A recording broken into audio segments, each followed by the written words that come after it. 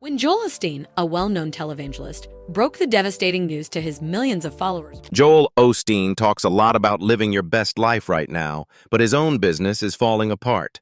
He showed his true colors when he refused to help flood victims during Hurricane Harvey. The shooting in the church showed dangerous holes in security. They spend more on TV shows than on helping the poor, according to their financial records. Some preachers say he doesn't even preach Christianity anymore. At the same time, people close to the family say that there is another problem that could end his work for good. Things that are wrong with Joel Osteen are shown below. His birthday is March 5, 1963, and he was born in Houston, Texas. His family wasn't like most people. He was one of 6 kids in a home where faith and big dreams were important. In the years before Joel was born, his dad, John Osteen, was a traditional Southern Baptist preacher. But that changed just 4 years before he was born. John got rid of the old ways in 1959 and started something new. This new thing would become Lakewood Church. The Osteen family wasn't just busy, they were also paying attention. John's mother, Dodie, was there for him through all of life's ups and downs. Joel saw his parents deal with problems by having faith as they grew up. It was a big deal for the family when his sister Lisa was born in 1958 with terrible defects. But it was also a changing point. John and Dodie put a lot of effort into faith healing, and their church grew around that change. Even though Joel's brothers went their own ways, they all helped the family become more influential. Lisa would go on to become an associate pastor at Lakewood. His brother Paul went to school to become a vascular surgeon and preached the gospel. Their lives were built on service, shaped by hard times and strong faith as children. Lakewood Church's story starts in a way that no one would expect. John and Dodie started a church in an old feed store on the northeast side of Houston on May 14, 1959, which was Earth Day. It only had 234 seats. In the beginning, it was known as Lakewood Baptist Church. That name didn't last long, though. This part was taken out, and the church became a place for people who believed in healing and magic. Over 5,000 people had joined Lakewood by the end of the 1970s. People were moving because of it. This wasn't something Joel was interested in at first. He was shy and quiet. During the year 1981, he finished high school at Humble. It wasn't his voice or charm that made him stand out. He stood out because he didn't do much. Oral Roberts University in Oklahoma is where he went after high school to study radio and TV broadcasting. He didn't finish, though. He quit school after less than a year. It wasn't because he didn't know what to do. He knew what he wanted to do. That's why. Joel moved back to Houston in 1982 when he was only 19 years old. He had no plans to speak. He instead talked about something that not many churches understood at the time: watching TV. He began the TV ministry at Lakewood from start. There is one local station and one national cable program. That was the start. Joel worked hard on that project for the next 17 years. He filmed, he edited it. He even kept track of what his dad wore on stage. He made sure that every show looked great. He thought the church's word should be as well thought out as anything on TV. It wasn't a bad idea for him to skip college and go straight into media. It was set up. Before becoming a pastor, Joel helped make Lakewood Church a well-known name. He stayed out of the press, but he changed the way people thought about Lakewood. One show at a time. Joel lived in a faith-filled world at home. His parents did more than work as priests. They showed what to do. In 1981, he found out that his mother, Dodie, had cancer that would kill her. The family didn't give up, but the doctors did. Dodie made it through, and that moment became part of their message. Do not give up hope. Prayer and hope were more than just words. They were a normal part of life at the Osteen home. Joel was taking it all in, even though he worked behind the camera. He knew what worked. He saw how people were moved by his dad. As time went on, he came up with his own ideas, which were not shaped by seminary, but by editing hundreds of hours of lectures. He didn't even know he was learning. He had no plans to speak. His dad asked him many times. Joel always said no. He used to say, Daddy, you're the preacher. Who is a better preacher than you? In January 1999, though, something changed. That month, Joel finally gave in and agreed to talk. He preached for the first time on January 17th. He was scared. He talked quickly. He told jokes and stories about his family. His only goal was to meet. He had no idea what was going to happen. His father died of a sudden heart attack only 6 days after that. It was a surprise. His father would never hear Joel's second lecture again. The church was sad when John died.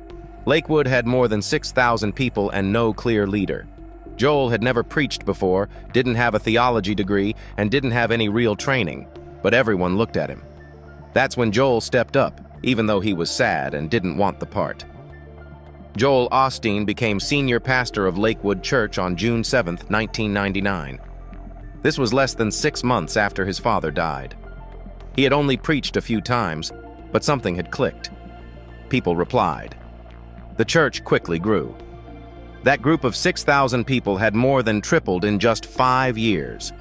By 2004, the church was getting between 25,000 and 30,000 people every week. It was now the largest church in the whole country, in Lakewood. That wasn't a mistake. Joel raised the church's TV budget by twice as much. He fought for better times in big towns. The name of Lakewood was written on signs. Also, he made sure that his lectures were nice and easy to understand.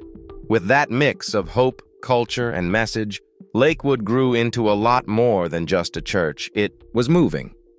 This was too much for the old sanctuary, which had 8,000 seats. Joel then began to think big. He also wasn't shy about it. He said out loud that one day Lakewood might have 100,000 visitors every weekend. That sounded almost silly at the time. It didn't seem impossible, though, when you saw how quickly things were growing. The next move was the bravest of all. Lakewood rented the Compaq Center for 30 years in 2003. That used to be the home of the Houston Rockets. It was also the site of NBA titles. Lakewood paid $12 million for the lease, and they could extend it for an extra 30 years for an extra $22 million. But the real shock came when they fixed up the house. The church promised to spend between $90 million and $95 million to make the building look brand new. That would be about $158 million today.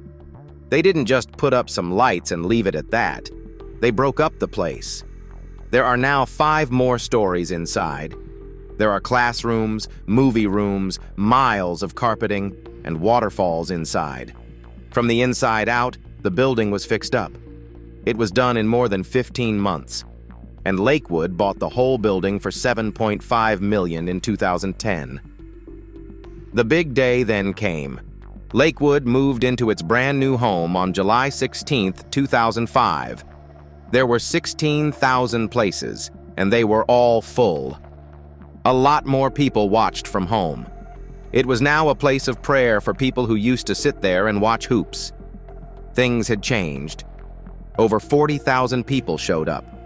About 10 million people in more than 100 countries watched TV. Before it became a world powerhouse, it was just a small church in Northeast Houston. Now it sits in the middle of Greenway Plaza. It wasn't just the building or the people, though. It was Joel's word. Not like many others, he didn't teach about sin or hell. He paid attention to something else. Good vibes. Thank you. Self-worth. His speeches seemed more like calls to action than warnings. It was called Christian Light by some reviewers.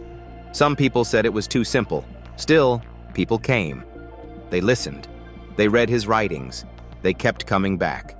No one thought Your Best Life Now would become so popular when he put it out in October 2004. It had sold more than 500,000 copies by December, just 3 months after it came out. It went over 1 million in May 2005. It was a New York Times bestseller for more than 200 weeks in a row. That's almost 4 years. It has now sold more than 4 million copies around the world. Joel was no longer just speaking. He was making a name for himself. After 2005, he didn't get paid by Lakewood, but he didn't have to. His book 15 and Counting made a lot of money. Become a Better You was the only one that made him $13 million. His live speeches filled venues to the brim. He could make between $100,000 and $200,000 for just one show. A lot of his goods were sold: CDs, clothes, toys, and books. He even made money from the 25 million people who follow him on Facebook, 10 million people who follow him on Twitter, and 5 million people who follow him on Instagram. Joel and Victoria built a personal wealth of about $100 million over the years. Joel's Night of Hope tour began in 2013. It wasn't just another church service. The event cost money. He booked venues big enough for the NBA all over the country. Every ticket cost around $15. It was packed with people at the American Airlines Arena in Miami on March 11, 2013. More than 20,000 people can fit in that building. The tour kept getting bigger. It got all the way to London's Wembley Arena by 2019. Lakewood spent $6.7 million on these events just in 2017. Joel also had a different view of the media. He didn't just watch Christian TV networks. He watched mainstream shows, too. He was on Oprah. He talked to Larry King. He was on Good Morning America. He talked to people who had never been to a church before. People talked about him a lot on Larry King Live in 2005. The things he said on Oprah changed how people saw his message. He was no longer just a teacher. Anyone could look up to him, whether they were pious or not. His message was easy to understand. Have hope, believe that things will get better, and keep going. It linked with a lot of people. The Osteen name now makes around $55 million a year. A lot of people are surprised by this, though. Every year, Lakewood spends $90 million, but only about $1.2 million goes to projects and outreach. That's only 1.3%. The weekly events cost $31.7 million to run, and the TV ministry costs another $25.1 million. It gets $6.7 million. The rest is used to pay people, run the business, and raise money. That split makes a lot of people look twice. Some people feel bad about the fact that a church this big and wealthy gives so little to standard charity work. Still, some people point out the size of the effect. A lot of people hear the word every week. A lot of people read the books. And a lot of people walk through the doors of a building that used to be filled with basketball cheers, but is now full of prayer and hope. The day Joel Osteen walked into a small jewelry shop in Houston, he didn't have any big plans. The only thing that was wrong was the battery in the watch. That's all. However, Victoria Elof was behind the desk, a young student of psychology who works at her mom's store. In April 1985, that one moment would make everything different. They got married on April 4th, 1987, 2 years after they met. While that was going on, Joel was still quietly helping his dad with his mission. His name wasn't on a stage or in the news, and Victoria, who grew up in a religious home, didn't want to be famous either. Her dad worked for NASA as an engineer and helped build the Saturn rocket. Her mom taught Sunday school. They were a family based on faith and science, order and faith. A simple meeting in a store turned into a relationship that affects a lot of people now. Joel and Victoria have been leading Lakewood Church together for almost 40 years, through both praise and bad press. From a small watch battery, it grew into a movement that people all over the world watch. Victoria's trip is also very strange. The year she was born was 1961 in Huntsville, Alabama. When she was 2 years old, her family moved to Houston. Her dad got a job at NASA. She grew up with quiet habits and steady church customs that shaped her. She had no idea that she would become a well-known speaker in one of the largest churches in the United States after meeting Joel. At first, she kept things easy by helping with offerings and doing things in the background. But in 2003, she began a very important project, the Lakewood Church Women's Ministry. From that small beginning, it grew into something that now helps thousands of people every year. The longer she was on stage, the stronger she became. Many networks picked up on what she said. Her picture went into many homes. After that, her book came. She wrote Love Your Life in 2008, and it went straight to number 2 on the New York Times bestsellers list. Its first number of copies? A huge 750,000 copies. She went from being a clerk to a co-pastor, and from being a quiet helper to an important person in American religion. And she did it with peace of mind. The kids that Joel and Victoria had were born right into this growing storm. On April 20th, 1995, Jonathan was the first one. Alexandra came after on November 9th, 1998. As Lakewood's power grew, so did the attention on their children. They both entered that place, though, in their own unique ways. He graduated in 2017 from the University of Texas at Austin with a degree in film. That wasn't the first time he led prayer. By 2016, he and Alexandra were putting on shows together for as many as 45,000 people. American Night of Hope took place in San Francisco on one of those nights. Jonathan did more than just play music.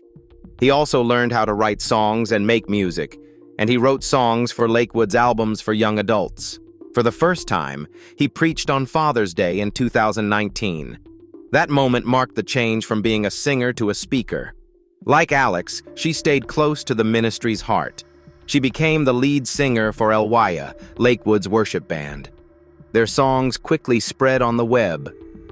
On Spotify, songs like I've Got a Fire got to over 100,000 plays. The Austin kids didn't just follow their parents' lead. They had some control over it and were making changes to the church's singing and youth groups so that they would appeal to younger people. There is something more going on than this, though. Many people have seen this message, but it has also caused a lot of criticism. The Word of Faith and Prosperity gospel movements have a lot to do with Joel Osteen's preaching style, his theology, and the message he gives every week. They say that having faith can make you healthy, wealthy, and successful. It's clear what Joel meant by that. You should not be struggling in life. God wants you to have plenty. He says that God wants you to stay healthy, pay your bills, and not get into debt. That idea is strong, but some people don't agree with it. Some people love it. Some people say it's not only wrong, but also dangerous. According to traditional Christian teaching, faith is not about getting rich. It's about going through pain in life, and that you can't always control what happens. But talking about wealth changes that idea. It means that the things you say and believe can bring good things into your life, like flipping a switch. Every week, more than 40,000 people go to Joel's church. His sermons reach millions of people, and the fact that he is thought to be worth between $40 and $60 million only adds to the argument. Some people say that his message could make poor people feel guilty for their problems, like being poor or sick means you didn't believe hard enough. They say it turns Christianity into something weak and shallow that's more about making people feel good than changing them. Joel often tells people that he wants to cheer them up. He wants to help them stand tall. They call it Christianity without a cross, though. He doesn't talk about sin very often, hell, or turning away from sin. He has said in interviews that he avoids talking about those things. He talks about hope and becoming the best person you can be. That's what he writes about and preaches. Positive words, self-help tips, and lessons about how to live a good life.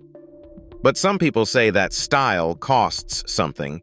It skips over the parts of the Christian faith that are hard. It changes salvation into faith in yourself. A scholar said it was a message that makes pagans happy instead of true believers. Even other preachers have spoken out against him. A professor of religion named Michael Horton said that Osteen's message was like cotton candy gospel. It might be sweet, but it's not good for you.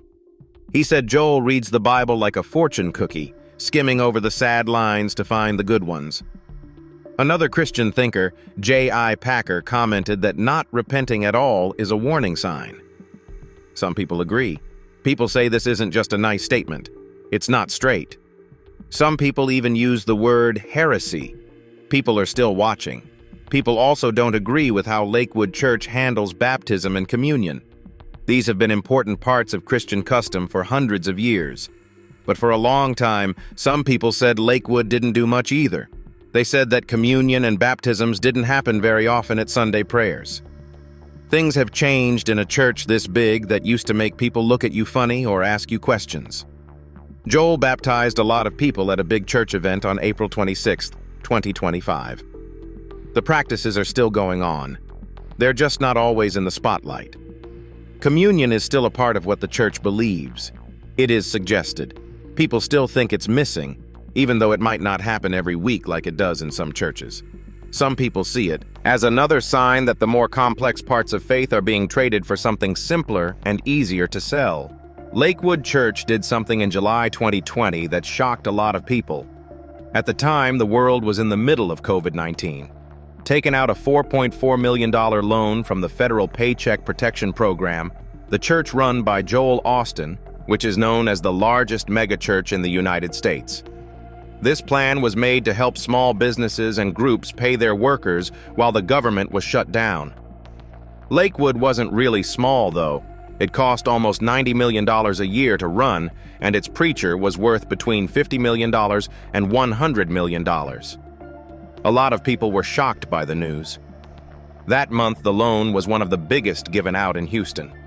It paid for the benefits and pay of about 370 employees, while in-person services were put on hold for 7 months. What people said hurt more, so did the pressure. Some people said this made it hard to tell the difference between church and state. Lakewood finally agreed to pay it all back in October 2021. They said that neither Joel nor his wife Victoria got any money from the deal. But the harm was already done. The issue made people all over the country talk about how big churches spend their money and their role in government aid programs. What came next, on the other hand, made people speechless. Lakewood said in one of its financial records that it only spent $1.2 million on missions and outreach. That's only 1.3% of a $90 million budget per year. It was strange for a church that size. When people give money, they usually want it to help the community, not feed a television empire. Still, Lakewood spent $25.1 million on TV shows and $31.7 million on services and programs that ran every week. A second event called Night of Hope cost them another $6.7 million, and more than $11 million was spent on both running the event and collecting money. That much money spent made things clear. Lakewood wasn't just a church, it was a name. It looked like the goal was to build that brand rather than help people in need. But Joel Osteen has always been clear that he doesn't get paid by the church. In 2004 or 2005, he stopped getting one.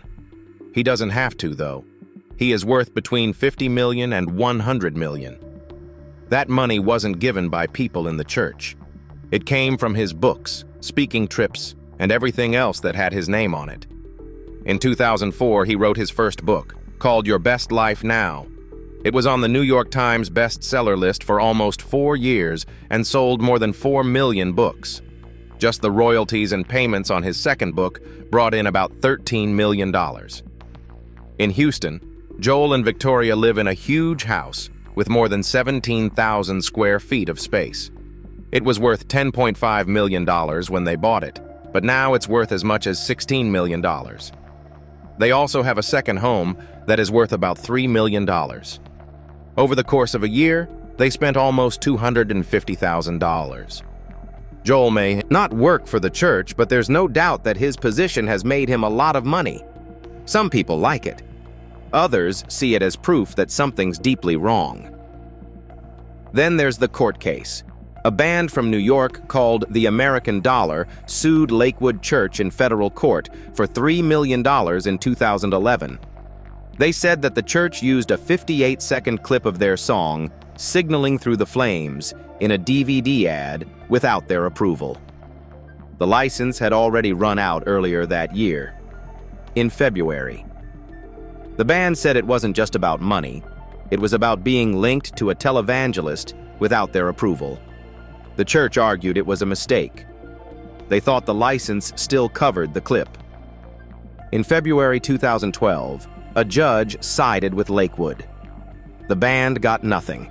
But the whole thing showed how massive and complex Lakewood's media effort had become. It wasn't just about preaching, it was a business, and one where even a few seconds of background music could spark a multi-million-dollar fight. 6 years later, another storm hit. Not a legal one, a real one.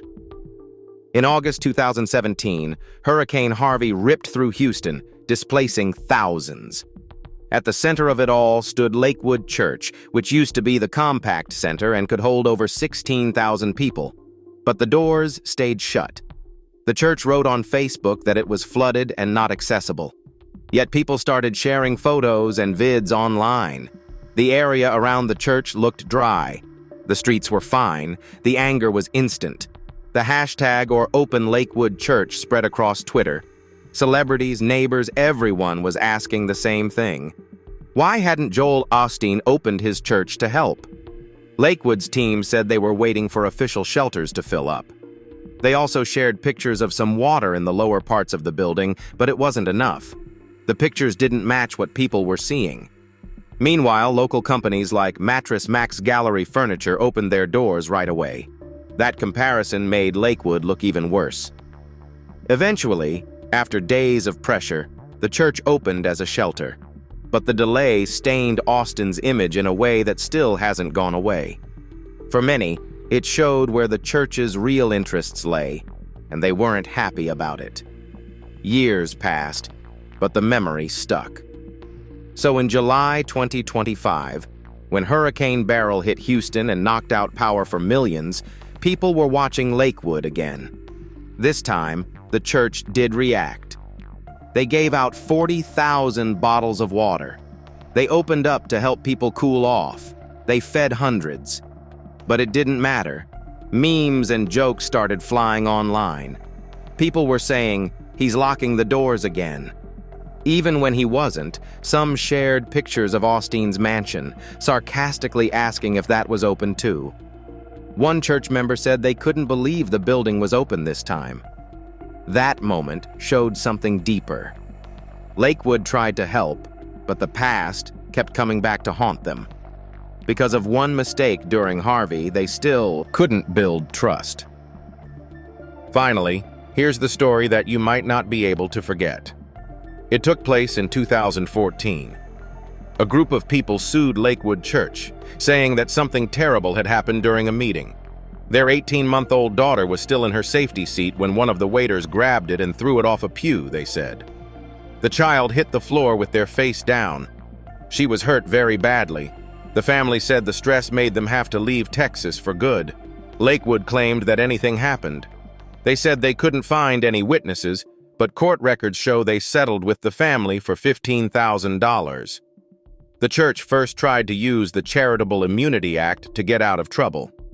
That didn't stay. This wasn't the first time that Lakewood had been accused of something like this. The case made people really wonder how well the church looks out for its members, especially the weakest ones. On February 11, 2024, a normal Sunday afternoon at Houston's Lakewood Church turned into something terrible. Janice Yvonne Moreno came in with her 7-year-old son just as the Spanish service was about to begin. She had a bag on and was wearing a trench coat. A gun called an AR-15 was hidden under that coat. She said there was a bomb and another gun in her bag. On time, at 1:13 p.m., she fired. She was in a hallway right outside the worship room. She shot about 30 rounds in a second. A man aged 47 was hurt in the leg. Some people screamed. As 2 off-duty police officers working as protection went running in. They answered back. Someone killed Moreno. But while everything was going on, her own son was shot in the head. That was not the end of the story. What the police found made things worse. In Moreno's case, an AR-15 had a Palestine sticker on it. There were troubling notes, anti-Semitic writings, conspiracy theories, and even praise for terrorists in her things. She was mentally ill. She did, however, properly buy that AR-15 2 months before.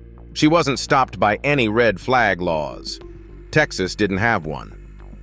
That small hole in the system changed everyone's lives for good. Even though it only lasted minutes, it shocked people all over the country. What was the worst part?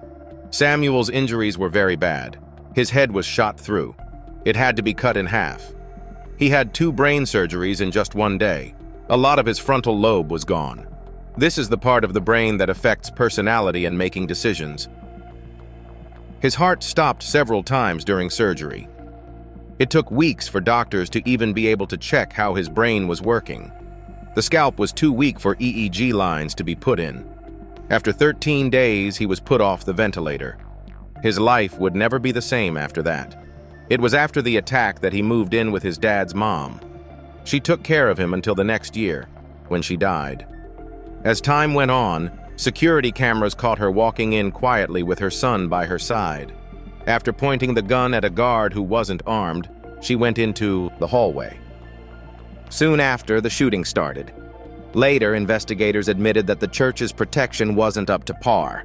The house is very big and is meant to be open and friendly. Being so open turned out to be a problem. Someone who was motivated could easily get through. Many people have wondered since then how places of worship can stay safe without becoming bunkers. The next Sunday, Joel Osteen, the man who was at the center of Lakewood, took the stage. What was his message? Have faith instead of fear. People should not run away or give up, he said. He said it was time to shine more.